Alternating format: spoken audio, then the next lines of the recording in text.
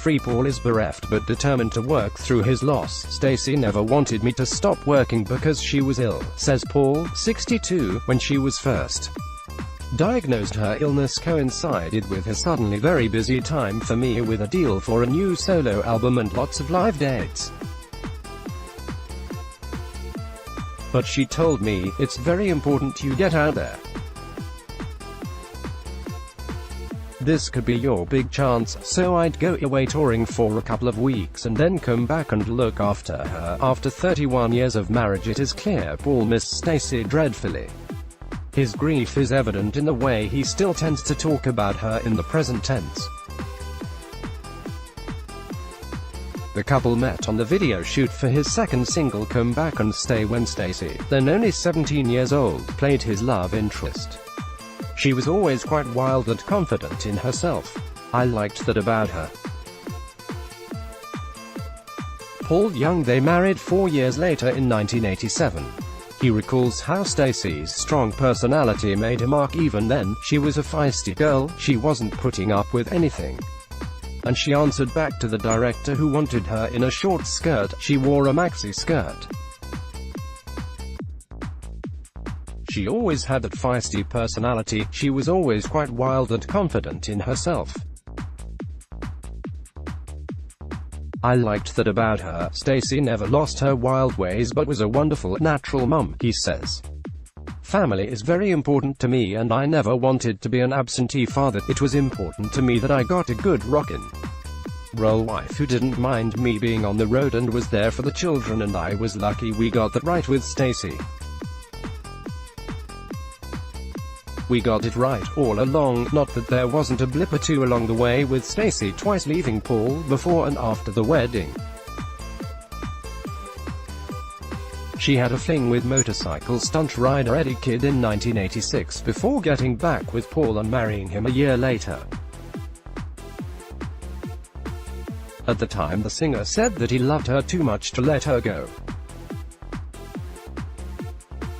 They went on to have 3 children together: Levi, 31, Layla, 23, and Grady, 22. Tony Ward, Scope features From Left, Layla, Jude, Stacey, Levi and Grady. 2 decades later they split again when Stacey admitted that she'd been having an affair with Israeli businessman Ilan Stasinger.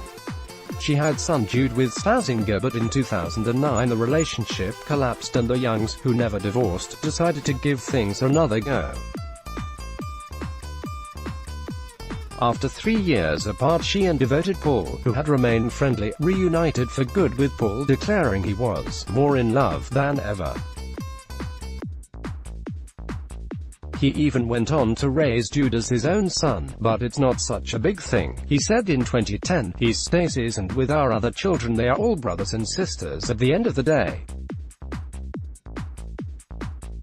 It doesn't matter whose kid it is. He's only a child. He was equally magnanimous about giving Stacey another chance.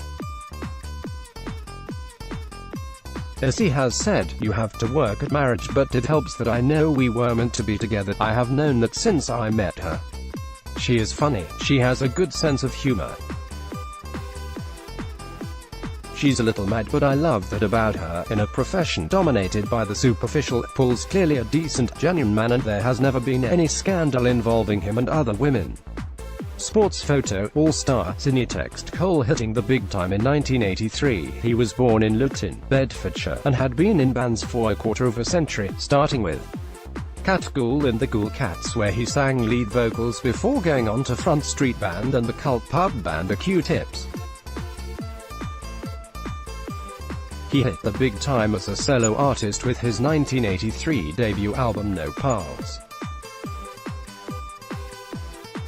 It sold 7 million copies and spawned hits including Love of the Common People and Come Back and Stay. 2 years later, his second album, The Secret of Association, cemented his reputation as a true international star. He consolidated his success worldwide with a #1 Billboard chart single in the US with Every Time You Go Away. As well as being in demand for his soulful vocals, Paul also found himself being a pin-up for millions of teenage girls thanks to his pop star good looks.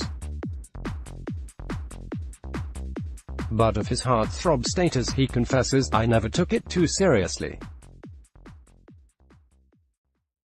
My mates tended to laugh at me about it and take the mickey out of it.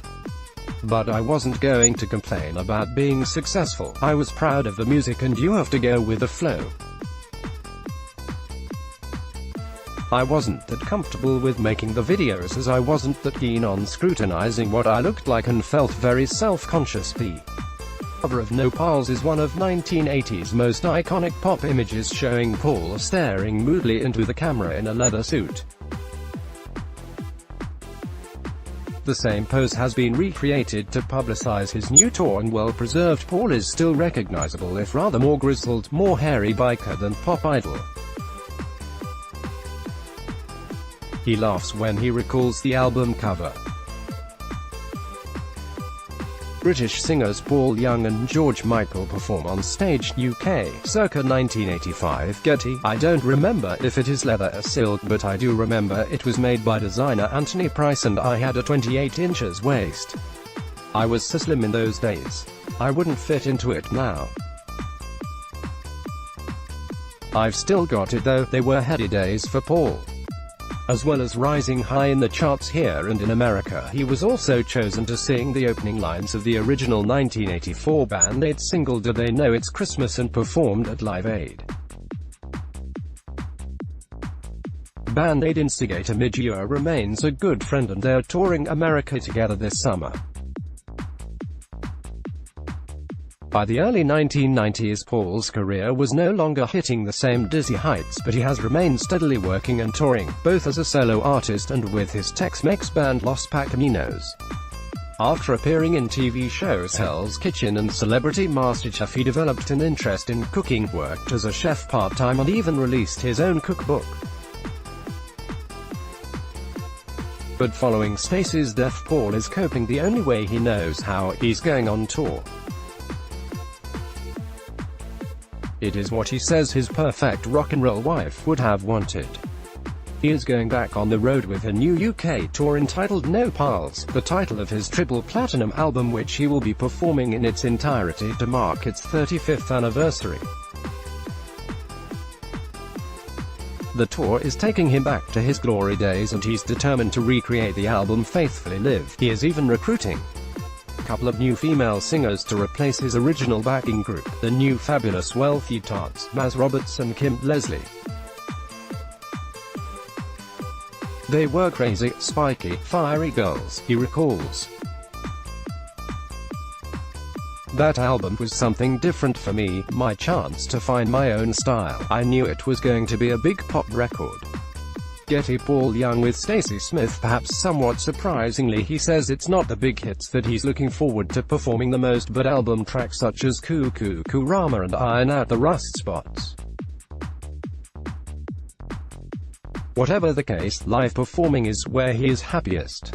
Suddenly quoting the line from Wherever I Lay My Hat, he muses, "I'm the type of guy who's always on the road." Those words literally have become my life, and he knows that throwing himself back into work, just like his children have so soon after the mother's death, is what Stacey wished him to do. Oh, it definitely is, he says.